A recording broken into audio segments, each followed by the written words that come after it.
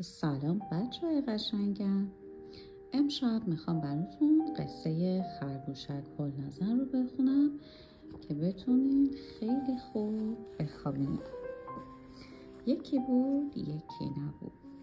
عمو جو با یک کیک بزرگ 2 طبقه شکلاتی خامه‌ای که رویش پر از میوه بود وارد آشپزخونه شد و با صدای بلند گفت: تولدت مبارک، تولدت مبارک، هاوارد دون پنبه‌ای.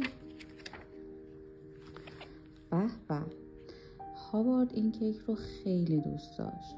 ساعت 7 صبح بود. هاوارد با خودش فکر کرد هر چیز خوبی زیادش بده. اما امروز روز تولد منه و من حق دارم یک صبحانه استثنایی بخورم. ولی بعد از اینکه همه کیک رو خورد شکمش شروع کرد به غار و غور کردن. هاوارد گفت: وای خدایا، اوه خدایا. اون فکر نمی کرد که چیزی به اون خوبی انقدر حالش رو بد کنه. مادرش بهش گفت: هاوارد باید آماده بشی و بری مدرسه. بیا این هم خوراکی روز تولدت که با بچهای کلاس با هم بخوریدش. هاوارد توی کیسه رو نگاه کرد و گفت: به به، آدامس بادکنکی مورد علاقه من. و همینطور که یکی از اونها رو توی دهانش مینداخت گفت: واقعا حرف نداره. هاوارد با یک آدامس نمیتونست حتی یک بچه بادکنک درست کنه. بنابراین تصمیم گرفت 2 تا از اونها رو بجوه، شاید هم بیشتر.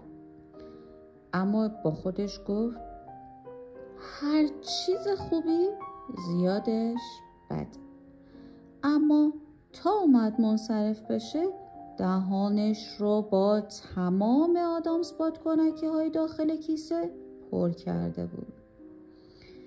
هاوارد نمیتونست حرف بزنه. دهانش آنقدر پر بود که وقتی دوست داشتنی ترین همکلاسیش ازش خواست که با هم تا مدرسه قدم بزنن فقط تونست زیر لب بگه و هیچ کلمه از دهانش بیرون نیامد.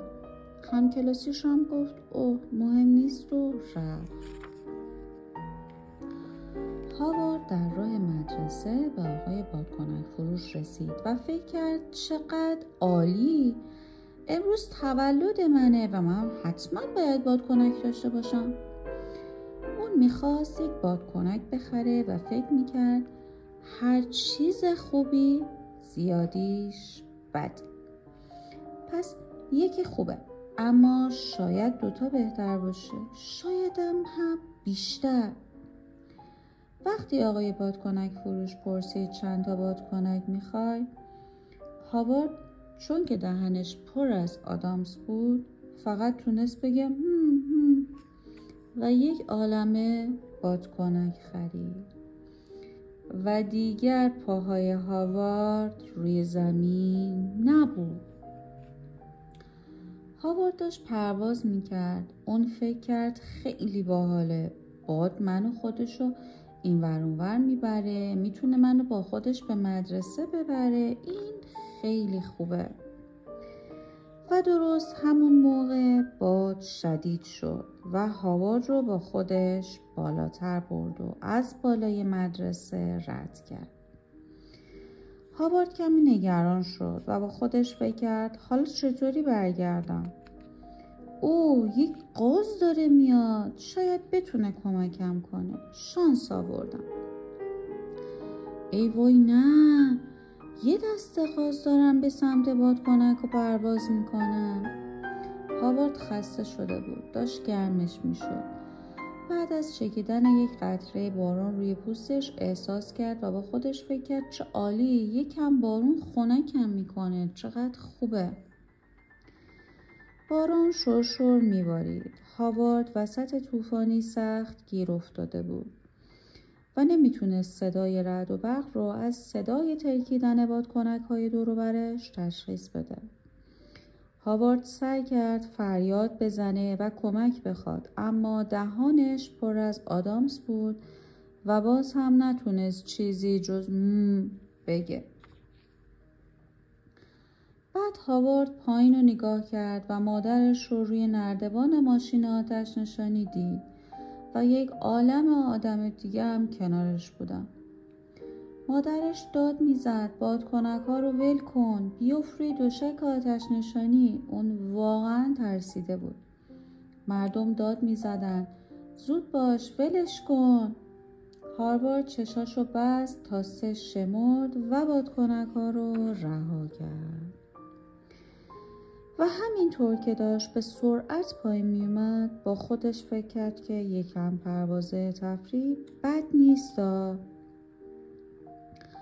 یک دور خوبه، 2 دور بهتره، شاید هم بیشتر. البته هر چیزی زیادیش بده. و بعد گروم درست روی دوشک آتش نشانی فرود اومد و بلافاصله در آغوش مادرش بود و این واقعا خیلی خوب بود.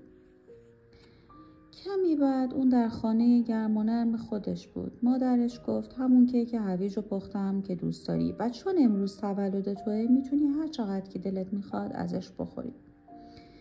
امشب هر چقدر دلت خواست میتونی تلویزیون تماشا کنی و تا هر وقت که خواستی میتونی بازی کنی. هاوارد به خودش فکر کرد خب شاید 1 تکه 2 تکه شایدم بیشتر، اما دوباره فکر کرد هاوارد آن روز یک چیز مهم یاد گرفته بود. بچه ها جون، این چیز مهم این بود: هر چیزی زیادیش بده. و گفت مامان 1 تیکه کیک و 1 ساعت تلویزیون و بازی کافیه، ممنونم. مامانش گفت آفرین هاوارد، تولدت مبارک، تولدت مبارک. شب بخیر بچه‌های قشنگم.